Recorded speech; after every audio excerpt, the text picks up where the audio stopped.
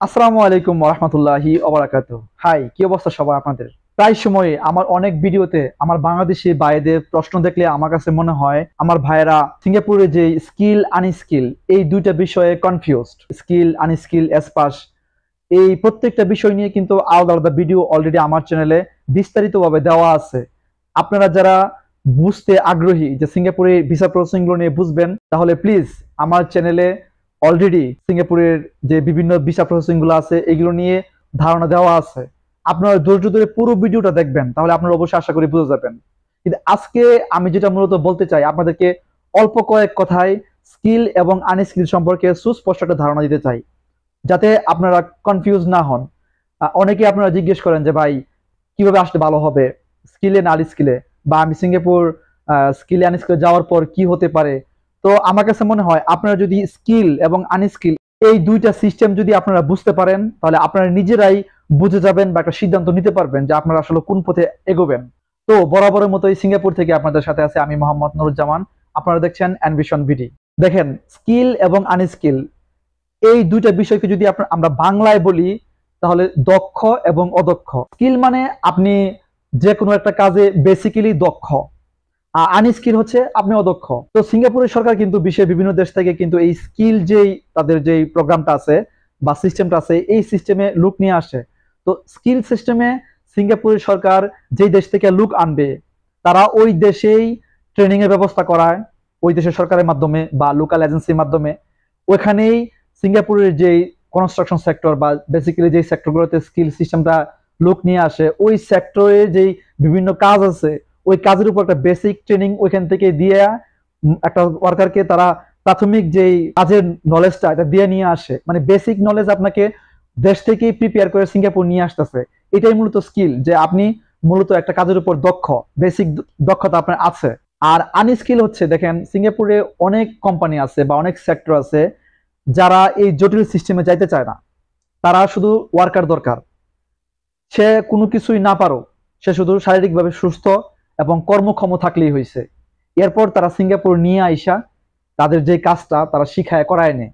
যেমন একটা উদাহরণ দেই, পৃথিবীর যেই প্রান্তেই, বাংলাদেশেই হোক, আপনি যদি ইলেকট্রিকের কাজ করতে যান, তাহলে অবশ্যই যে ইলেকট্রিকের কাজ করতে যায় যে আপনার টুলস গুলা প্রয়োজন, যে যন্ত্রপাতিগুলো প্রয়োজন, বা কাজের যেই ঝুঁকিগুলো আছে, বা কাজ কাজের মোটামুটি একটু বেসিক আইডিয়া আপনার থাকা দরকার, তাই না?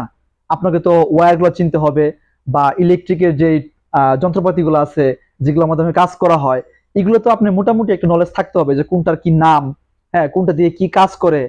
কাজ তো অবশ্যই আপনি যখন করবেন করতে করতে শিখবেন, কিন্তু কাজ করার জন্য আপনার যেই জিনিসগুলো প্রয়োজন এইগুলোর তো নাম আপনার জানতে হবে, তাই না? এটাই হচ্ছে বেসিক নলেজ।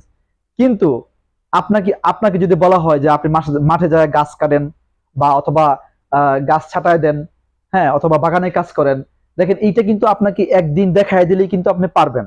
এটার জন্য কিন্তু আপনার ওইরকম কোনো বেসিক নলেজের দরকার নাই। ঘাস কাটা কি একটা একটা মেশিন দিয়ে দিবে, আপনি ওটাতে ঘাস কাটতে থাকবেন। হ্যাঁ, বাগানের কাজ কি আপনাকে একবার দেখাই দিলে যে কিভাবে পরিচর্যা যত্ন করতে হয়, পানি দিবেন কিভাবে, এটার জন্য তো আপনার আগের স্কিলের কোনো দরকার নাই। মূলত এটাই সিঙ্গাপুরে আনস্কিলে কনস্ট্রাকশন সেক্টরে নিয়ে আসে ইদানিং, বা আনস্কিলে মূলত আনে হচ্ছে বাগানের কাজে, হ্যাঁ, ঘাস কাটার কাজে, অথবা বাগান পরিচর্যা কাজে, অথবা আরো কিছু কিছু সেক্টর আছে যেগুলোতে আপনার বেসিক নলেজের দরকার নাই। যেমন বর্তমানে যে পিসিএম সেক্টরটা, প্রসেস কনস্ট্রাকশন এন্ড মেইনটেনেন্স যে সেক্টরটা, হ্যাঁ, এই এর অধীনে কিন্তু কনস্ট্রাকশনেও আনস্কিল ওয়ার্কার নিয়ে আসতেছে। তো এইখানে এটা কিন্তু সব কাজ তারা নিয়ে আসতে পারে না। দেখেন, কনস্ট্রাকশনের কিছু কিছু কাজ আছে, যেমন স্ক্যাফোল্ডিং, ইরেক্টিং এন্ড ডিসমেন্টালিং। হ্যাঁ, আবার এরকম কোম্পানিও আছে তারা স্কিল ওয়ার্কার অপেক্ষায় থাকে না, যেহেতু এটা একটা জটিল প্রসেস। তারা করে কি, আনস্কিল ওয়ার্কার নিয়ে আইসা এখানে স্কিল করায় এনে। তো বেসিক্যালি আপনারা আশা করি বুঝতে পারছেন যে আনস্কিল স্কিল সিস্টেম মূলত এটাই, যে আপনি স্কিলে সিঙ্গাপুর ঢুকলেন মানে আপনি দক্ষ, আপনার একটা প্রায়োরিটি আছে অবশ্যই এখানে আসার পর, কোম্পানি চুজ করার ব্যাপারে, কাজ চুজ করার ব্যাপারে। হ্যাঁ, আপনি নিজেকে ভালো ভালো জায়গায় শিফট করতে পারবেন। হ্যাঁ, এই কিছু প্রায়োরিটি আপনাকে দিবে স্কিল করে আসলে, যেহেতু আপনি একজন দক্ষ কর্মী। আর আনস্কিল মানে হচ্ছে আপনি অদক্ষ কর্মী। তো অদক্ষ মানে আপনার জোরও কম, আপনি অনেক ফেসিলিটি পাবেন না, এটাই স্বাভাবিক না? তো সেই হিসাবে কাজও হয়তো বা আপনার মন মতো এরকম পাবেন না। এই যে যে কাজগুলো বললাম, বাগানের কাজ, হ্যাঁ, ব্লক ক্লিনার অথবা ঘাস কাটার কাজ, এই কাজগুলো আপনি মূলত করতে পারবেন। তো আমার আজকের ভিডিওর মূল উদ্দেশ্য ছিল আপনাদেরকে স্কিল এবং আনস্কিল এই দুইটা সিস্টেমের কনফিউশনটা দূর করা। তো আশা করি যারা আমার এই ভিডিওটা মনোযোগ দেখছেন স্কিল এবং আনস্কিল সিস্টেম দুটো বুঝে গেছেন। সিঙ্গাপুরের এরকম ভিসা প্রসেসিং বা আরো যাবতীয় যে বিষয়গুলো আছে, আপনারা কোন বিষয়ে জানতে আগ্রহী বা কোন বিষয়ে আপনাদের জানা প্রয়োজন, আমাকে অবশ্যই ভিডিওর কমেন্ট বক্সে জানান। আমি চেষ্টা করব আপনাদেরকে এই বিষয়গুলো নিয়ে সঠিক তথ্য দেওয়ার জন্য। ভিডিওটা যদি আপনাদের ভালো লাগে তাহলে লাইক করুন, কমেন্ট করুন এবং অন্যদের সাথে শেয়ার করে দেখার সুযোগ করে দিন।